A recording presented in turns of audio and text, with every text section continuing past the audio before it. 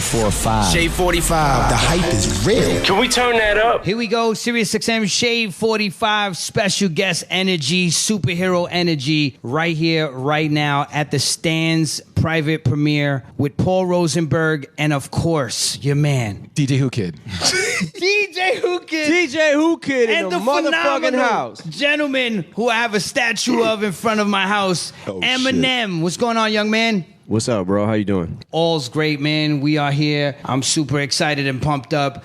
Seen the film, so it's been very great, and it's a long time coming from Lyricist Lounge years to here. But I want to ask you, what is it like? That's crazy. What is it like the first time you met someone you idolized? Wow. First time. Oh shit. Well, who was Dr. Dre? Well, I think the first famous person I actually met, even before Dre, was Tretch. Ooh. I met Tretch in Vegas. He was actually at a clothing booth. He was selling Naughty by Nature shit. Oh yeah, when they had he their took a clothing picture with line, me yeah. and shit. Yeah, I was like, yo, he's one of my idols. And then I met Dre. Yeah. And then I met LL. Yeah, that at was a a Foot big Locker, moment, right? All that shit. You was met him at a big. Foot Locker in a mall, right? LL was it? Yeah, I was buying clothes for the Just Don't Give a Fuck video shoot. Right. And LL was in the Foot Locker by himself. The Beverly Center? I was like, yo, I was with Curtis. And I was Yeah. like, yo, it's LL Cool J. She's like, oh, I know him. What up, L? I was like, oh, fuck. And then we were standing in line and he quoted one of my lines to me. He said, yo, you said, how the fuck can I be white? I don't even exist. And I was like, yo, I walked out, bro. I was on cloud nine. I was like, Yeah, what the that's fuck? incredible. We still get moment. like freaked out when we meet people like LL Cool J, or when we see him like now. Like, you know, we know him fairly well at this point, but it's fucking LL Cool J. Yeah, it's still crazy weird. It's still like just being in the studio with Dre. It's still like the same like kind of weird feeling. Like I remember when I went to Interscope and Dre walked in, I was like, at first I didn't know he was that tall, and I was like, what the fuck, bro? I almost shit on myself because I was like, is this shit real? Like, is this shit really happening? Oh, like, it's happening, sweetheart. I mean, that was the moment that I was like, yo, this shit is like, shit just got real. Yeah. Shit just got real. Was it like signing the actual contract or? No, that's when they first met. Just first met up at the Interscope offices, and he just sat down and we just started talking. But it was crazy. It was just fucking like, it was just nuts. It's always surreal to meet your heroes. You know what I'm saying? It's just fucking just so bizarre, and like there's so many things you want to say to them, but you don't want to seem Like a stan? You know what I'm saying? You don't want the shit to get weird, but like, I mean, I still ask Dre to this day fan questions and shit, but it's still crazy for me, man. I mean, speaking of Stan, man, it's been 25 years, man, and the song and music video had such a cultural impact. Did you ever like foresee that? Like, you had other records on your LP. You had like Slim Shady, you had The Way I Am, you had Marshall Mathers. Was that song considered like a huge record for you at that moment? What, Stan? Yeah. Yeah, it was, but it was also like, it was a moment, it was a surreal moment for me to write a song like that from the perspective of this is happening to me, the way I feel about Dr. Dre, LL Cool J. You know what I'm saying? Like, Tretch. Cool G Rap. Cool Big G Daddy Rap. Kane. Yeah, bro. The list goes on. This goes on, yes. Redman. Yes, Redman. But it was crazy for me. It was crazy that shit was happening to me. So like trying to take it all in was really weird. Like I still was living at Kim's mom's house on Chalmers. I remember where I was at when I wrote the song, and it was just weird because like I hadn't moved and bought a house yet. Like my second album was out before I actually bought my first house. The fact to be in that position to write a song from the perspective of like an obsessed fan like over me was crazy, but it was like it was so fresh and it had just started happening, and it was so weird for me to like be able to grasp there's people like who like listen to my music and I'm impacting their lives to the point where that's kind of what was happening to me, was like meeting fans at shows and shit, after shows, standing in line, like that kind of shit was just like, these people are here to see me. And it was fucking blowing my mind. But it was also like about how controversial my music was at that time. People taking the shit that I say so literal and thinking like I'm really like this, the way I portray myself in my music and shit, like walking around like Slim Shady all day. Bitch. Right. What's up, bitch? Glad to meet you, bitch. What's up? Slim Shady Fuck you. would live for like 2 weeks. Yeah. Right. What's up, you fucking asshole? They just walk up to people just 24/7, Slim Shady. If somebody didn't kill him, then he would do something that would kill himself. Like, I had many moments where I actually was Slim Shady. Don't get me wrong. Like in real life. At the club, I had many moments like that. Well, I remember those moments very well. As a matter of fact, I may have peeled you off of attacking people on more than one occasion at those clubs you were mentioning. Bro. But it's kind of bugged out because during that time period, there's no social media. The impact was just out of control, man. And then, I recently found out like STANS is in the freaking Oxford Dictionary. Would you ever think that? Yeah, the word stan is, That's crazy. Yeah, that's nuts. It just became such a common term. I think people that use it, I was saying this earlier, I think there's people that use it that don't know it's a reference to the song.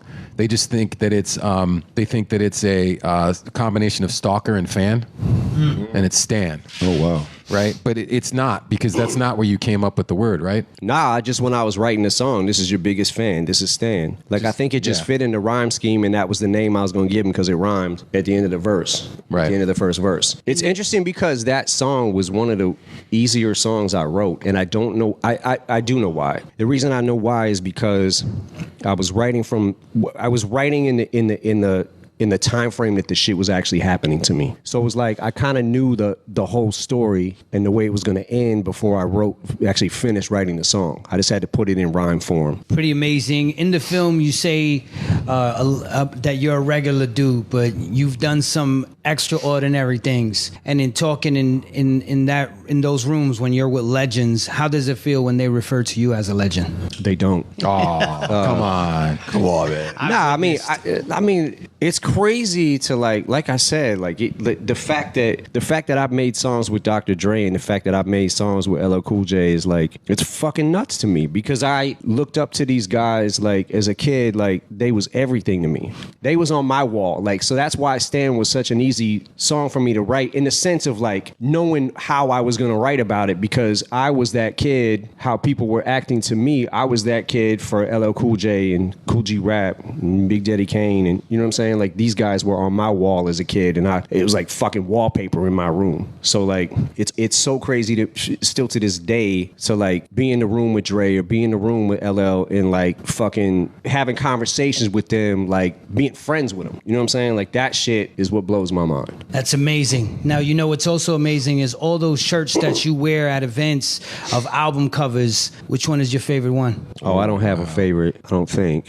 The covers, man, on the shirts, man, they just hit, bro. Well, The those are Far like Side. those are his favorite albums. Yeah. Yeah, they're some of my favorite albums as a kid. So I got a tape collection at home. So I just look at my tapes and then I have the shirts made. Like, oh shit, Lakim Shabazz. Like just Right. One of one. Main Source, Audio 2, Master Ace. yes. Wow. One of my favorites. Okay, I have a few favorites. Audio 2, the first album cover. Iconic album covers. Main Source, Breaking Atoms. Wow.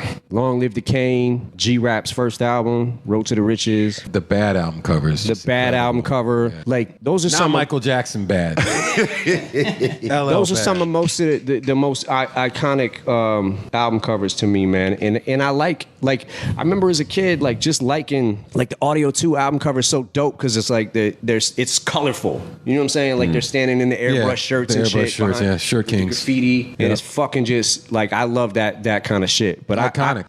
Iconic shit. But I also like even fucking with like more obscure shit. Because I like... Well, you listened to everything that was out because back then you could, because there wasn't that much. No, right? there wasn't. So everything that came out, you had an opportunity to listen to, assess, study, right? Mm-hmm. And I want like especially some of the younger fans that come to my shows, I want them to know who these people are and go back, and if they haven't heard of them or haven't heard these albums, go back and listen to them because it's fucking gold, and it's what inspired me and made hip hop, brought it to the level that it's at. I feel like lyrically, because rappers like Kane and Master Ace and G-Rap, like Tretch, how much they pushed the pen, Rakim, Nas, how much they pushed the pen to where to a level where you're just like all the intricate rhyme schemes and internal rhyme schemes and all that shit, like just how they're the ones who helped get it to the level that it's at today and pushed lyricism to the forefront. And if you look at rappers over time, the ones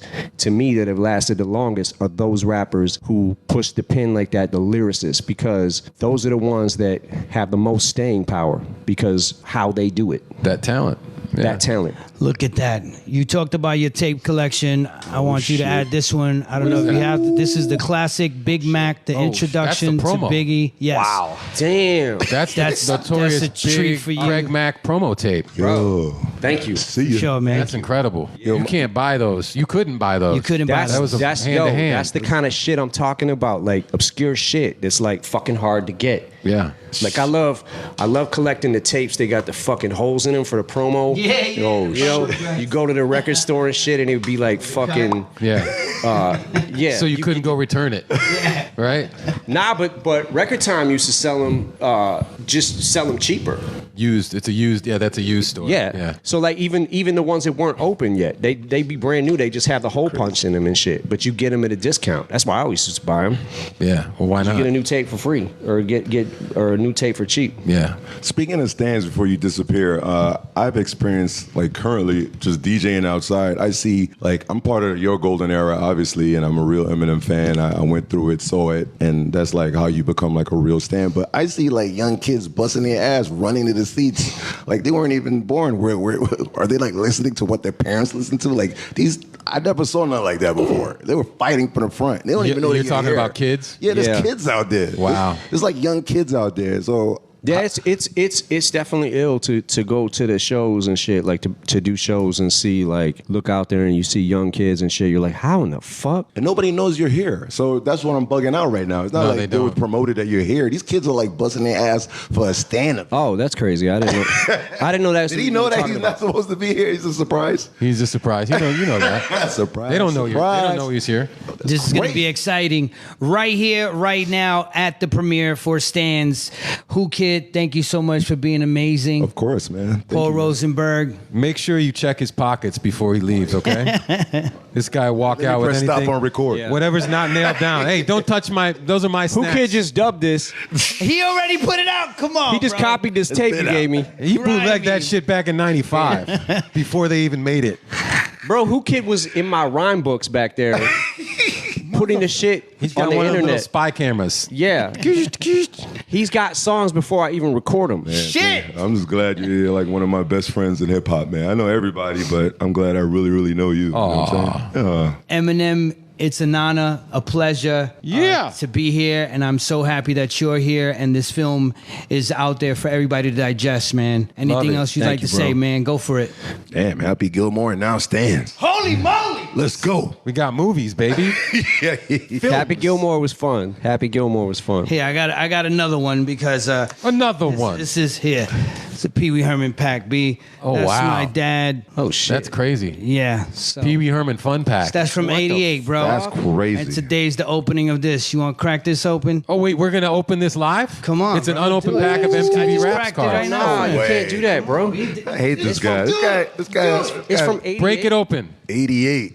Hold on. Sit it straight. The beginning of Time to hip-hop. sit it straight. All right, so we're right here, right now. Wait, what are those? Oh. Damn, Hey, B. yo. Hey, yo. Can't give him any gems, B. I broke the cards. Paul. All right, what are they? Huh? What are they? You got Public Enemy, Oh shit. Queen Latifah, Damn. Getting destroyed. Young MC. Come on. Destroy is destroying it right You got now. Third Base. Damn. Sheesh. Craig G. My Chuck God. D. Kumo D. KMD. Wow. KMD, bro. Yeah, man. Shout Incredible. to MF MF Doom. Doom. MF MF Doom. Yep.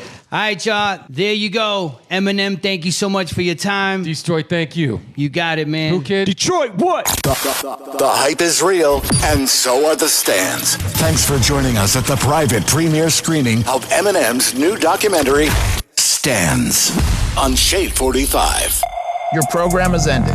Thank you for listening. Continue exploring the SiriusXM app to